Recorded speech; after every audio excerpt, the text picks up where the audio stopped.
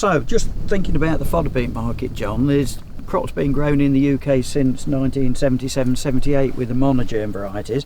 Do you think some farmers have forgotten a little bit about the crop? I think so, Martin. Yeah, I mean, there's a significant fodder beet market out there, but there's lots more people that could be taking advantage of it, really. 80 to 100 tonnes of fresh yield, really high energy. Yeah, so it's a great crop. Yeah, it's a shame really, whatever, because the area of fodder beet have stayed pretty much stable over the last 10 years.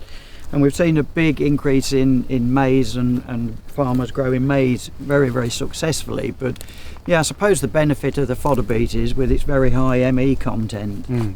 Yeah, I mean, when it comes to sort of homegrown forage, it's up there with maize in terms of energy production. And the maize area has continued to grow and, well, maybe leveling off a little bit now, but the fodder beet hasn't really grown alongside with it.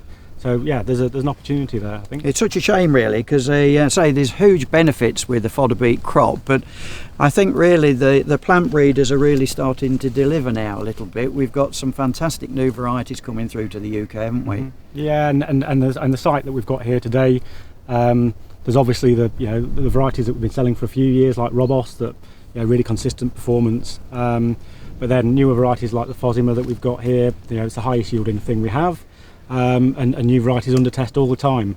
So there's these constant improvements going on, and some great benefits for farmers, I think. I think some of the newer varieties, though, I mean, you're looking at like a 10% advantage from some of the ones that were released like 10 years ago. So, yeah, I mean, that's probably another 3-4 tonnes per hectare with these newer varieties coming through. And the disease-resistant packages are quite nice as well. Yeah, and winter hardiness as well. I mean, again, newer varieties, higher dry matter percentage, more winter hardiness. It will last you longer through the winter months, not going off quite so quickly.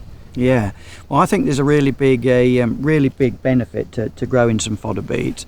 Hopefully we'll be able to demonstrate a little bit later on and everything, some of the newer varieties coming through, so people can get a view, because this trial site here, it's only harvested one day in the year, so it's very, very difficult to bring people up and to have a look round. But yeah, because we've got the video gear with us today and everything, we'll be able to demonstrate some of those a little bit later on and let people have a look at some of the new varieties coming through. And all the trials information that we'll see will be available for people to download from the website, so they can make the decision for themselves what the best varieties are.